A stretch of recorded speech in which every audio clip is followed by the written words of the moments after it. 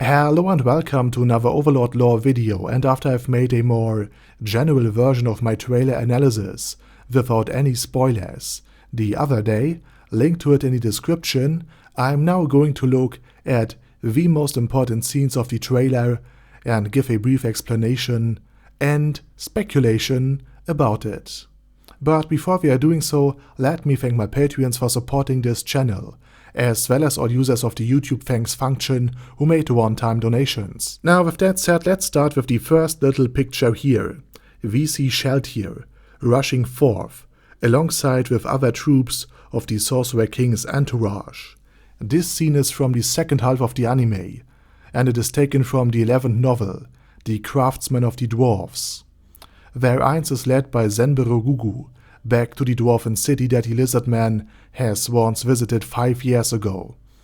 But before he did, he was visiting Cocytus, who had managed the lizard man territories after it had been conquered by Nezarec way back in the 4th novel, or the start of the 2nd season if you will.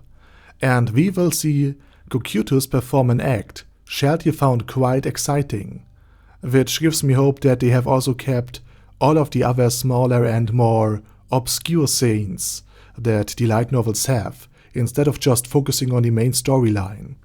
But back to the wider plot anyway. The lizard man and the dwarves, while living in completely different biomes, are actually still in contact, hence why the dwarven Great Wine Pot, which can produce an unlimited amount of liquor, is also considered one of the 4 treasures of the lizard man, despite being dwarfish in nature. But apparently this wine pot had also another effect, because Gugu seemed to have forgotten where the exact location of the entrance to the dwarven city even was. But with the aid of Eins searching his memory, he nonetheless managed to lead him to the city, the abandoned city of Theoraizo, which had been evacuated by the dwarves due to the advancing Quagoa, and Sheltier is actually out to capture herself some of the advancing troops. But the Bloody Valkyrie is not the only floor guardian that accompanied Eins. Aura, her best friend, is also a party member of Eins Ulgon's envoy. With Sheltier having attacked Eins, she now wants to redeem herself in the eyes of the leader of the Supreme Beings. With Feoberkana, the ancient capital city of the dwarves being destroyed 200 years ago by one of the evil deities, with Theoraizo evacuated due to the Quagoan threat, and Theotaivas destroyed in dragon battle, the dwarves were not only on the decline, but also on the utter brink of destruction. And here we not only have the reason, and just a random Quagoa, but the leader of the Quagoa, Periuru, who actually managed to unite the different Quagoan tribes under one banner, his very own. Now, despite seeming very fluffy and being shown eating a lizard, the Quagoans are actually striving towards greater and greater power and armaments by consuming ores in their youth. The better the quality of the ore is, the stronger the adult Quagoan will be, and Periuru controls the former tribes by this very promise of being given rarer and rarer ores, in order for greater and more loyal service.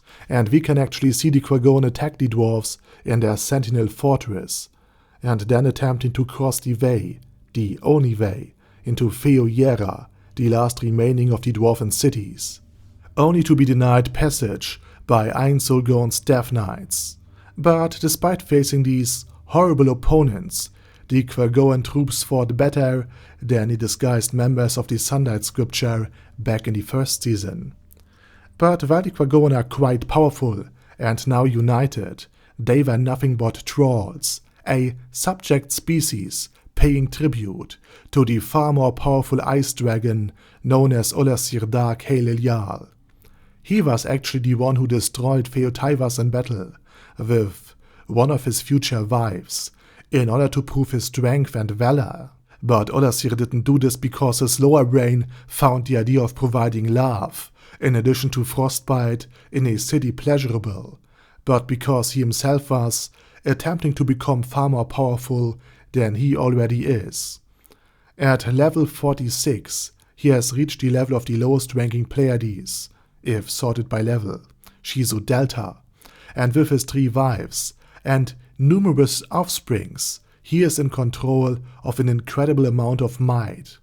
He also has subjugated the Quagoa and made them into a troll tribe that now was to become a thrall nation. Once the dwarves were gone, or rather devoured, all of the ores, after a hefty tribute is being paid to Olasir, would belong to the Quagoan tribes, who in turn would become even stronger than they already were, and with the dragons providing the overwhelming power, and the Quagoan troops providing the numbers, the Ice Dragon came closer and closer to his own goal, his own conquest. He wanted to take over the ice giants and make them a subject species as well, just as he has done it with the Quagoa, because he fears that otherwise the ice dragons themselves would eventually fall under the thrall of the ice giants. That's why Olasir was eager to grow his power and his horde. That's why Olasir was so eager to grow his power and his lair. And he actually has taken up residence in the former dwarven capital city of Feoberkana. But his plan for the invasion got far more complicated when Einsulgon allied himself with the dwarves after being promised a kind of magic that he was entirely unaware about, runecraft. And Gondo Firebeard, the craftsman of the dwarves that Einsulgon encountered and scared when he entered the dwarven city, would be true to his word. That's why you can see the Death Knights fighting the Quagoa, and why Shelty is committing one of the greatest atrocities thus far in the name of the Sorcerer King. While it is not comparable to the massacre at the Cat's Plain in terms of sheer numbers, Shelty is going to cull the Quagoan people, who fought in the army to a decimal. Now, and this is important, she's not decimating them in the Roman sense, by destroying 10% of the army, but by only letting 10% survive, while killing off the remaining 90%, which is, at least percentage-wise, far worse than what happened at the Cat's Plain, where more than half of the people could survive, at least in body.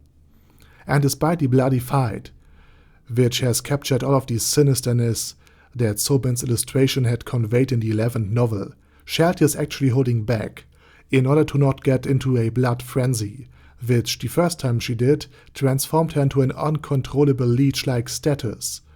So it's basically Shelty's redemption arc here. And lastly, I'm also hoping that they have kept the Hikikomori dragon. And finally, to finish the explanation, let's take a look at something that has only been hinted, namely Aura's magnificent beasts, as well as the beasts of burden that Einsulgon has used for traveling. We also have an illustration from the 11th volume of Overlord giving us a much clearer picture of what is going on in this scene, and you can see Aura's mighty doggo in the background of the picture here. We furthermore have been shown the Hanzos that Einsulgon has summoned. Now these are fairly high-level creatures, above the level of 80 to be more precise, and they were not originally from the Sorcerer Kingdom, or even from the Great Tomb of Nazarick, because they had been summoned by employing the vast resources and the overwhelming amount of books in the library of Ashurbanipal. You will find a link to an entire video about the place in the description, though the supply of stealthy monsters, such as the Hanzos or the 8-edged assassins, are already getting exhausted. And with that said, this is pretty much all of the new material that had been shown thus far. And while the trailer also contains plenty more material, I already have talked about most of the plots they were taken from in my first analysis of the first trailer. Link to it also in the description, though I also will still make a second analysis of the second trailer, talking about Renner's visit in the orphanage and the lava sea, which might illustrate an act of betrayal and theft, or something else entirely. And I'm also going to talk about why Ainz lacked his flame-like eyes in this very picture. And with that said, I say thank you very much for watching, and special thanks to Bad Guy Yi, Ben C, Chrissy, Crowley0221, Seer, Death is Mercy, Deathless Dragonlord, Dystopia, Dystopia II, Feral Shivan, Guy with That Head, Hector Marino, Hoss, Huster, Jacob G, Jana B, Jason, Chromius, Legendarius, Lelouch Britannia with a Mustache, Lexus Fox, Lord Nishikian Rai, Lord Touch Me, Merovec, Mr. Shoes, Mr. Tweaker, Michael R, Michael Y, O'Kill, Overlord General Gasper, Paddy Pantum, Personage, Primus 11, Shadow Lightning Wolf, Shrine Keeper,